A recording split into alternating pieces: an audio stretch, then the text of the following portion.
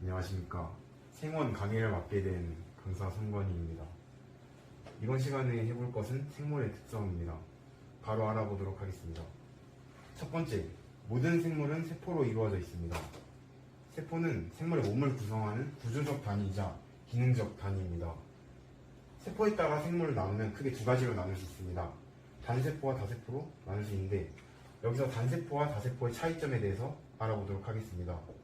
먼저 단세포 생물은 발생과 무관합니다. 단세포 생물은 세포 하나로 구성된 것이기 때문에 당연히 발생과 무관할 수밖에 없죠. 다세포 생물은 조직과 개체 등의 정교한 체제로 이루어져 있습니다. 그리고 단세포 생물은 세포 하나로 이루어져 있기 때문에 성장이 세포의 크기가 커짐으로 이루어집니다. 그래서 제한적인 생장을 할 수밖에 없습니다. 다세포 생물은 생장을 할 때 세포 분열을 통해 생장합니다. 단세포 생물의 경우 결국 하나이기 때문에 세포 분열이 곧 생식입니다.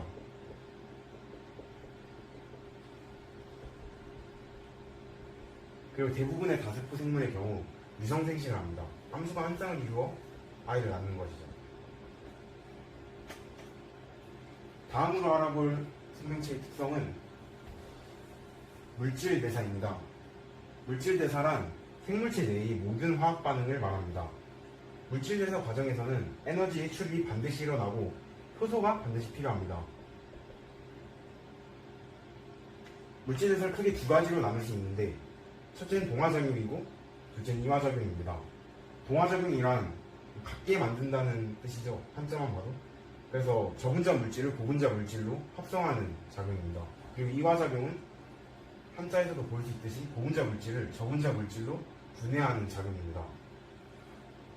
고분자 물질을 합성하기 위해선 당연히 에너지가 필요할 수밖에 없고, 그래서 열을 흡수하는 흡열 반응이라고도 하고, 이화작용은 고분자 물질이 저분자 물질로 분해되면서 열을 방출하기 때문에 발열 반응이라고도 합니다. 동화작용의 예로는 광합성과 단백질 합성이 있고, 이화작용의 예시로는 소화작용과 세포호흡이 있습니다. 다음으로 알아볼 특징은 자극에 대한 반응과 항상성입니다.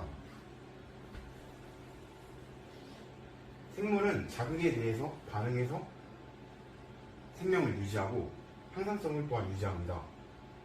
우리가 눈으로 공이 날아왔을 때 반사적으로 눈을 감거나 친구가 본인을 때렸을 때 화가 난다거나 그런 게 모두 자극에 대한 반응의 예시로 볼 수 있습니다.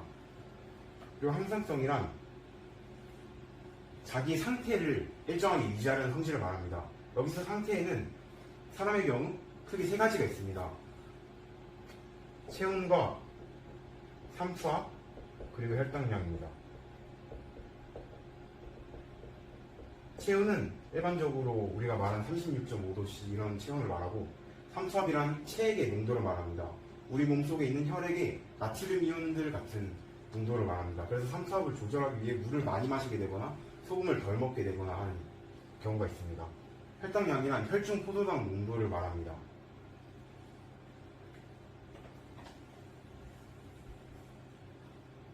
다음으로 알아볼 생명체의 특성은 발생과 생장입니다. 다세포 생물의 경우 발생하고 구조적, 기능적으로 안전한 개체가 됩니다. 발생이란 하나의 수정란이 세포 분열을 통해서 완전한 개체가 되는 것입니다. 그러니까 수정란에서 개체가 되는 것이 발생이고, 그 개체가 더욱 발전하는 것이 생장이라고 할 수 있습니다.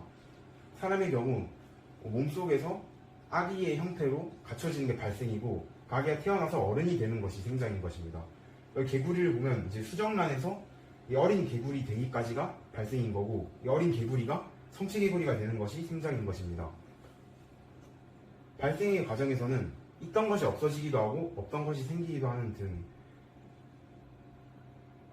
다양하게 일어납니다. 다음으로 알아볼 생명체의 특성은 생식과 유전입니다. 생물은 생식과 유전을 통해 종족을 유지합니다. 생식이란 생물이 자신과 닮은 자손을 만드는 것입니다. 생식의 방법은 다양한데 크게 무성생식과 유성생식으로 나눌 수 있습니다.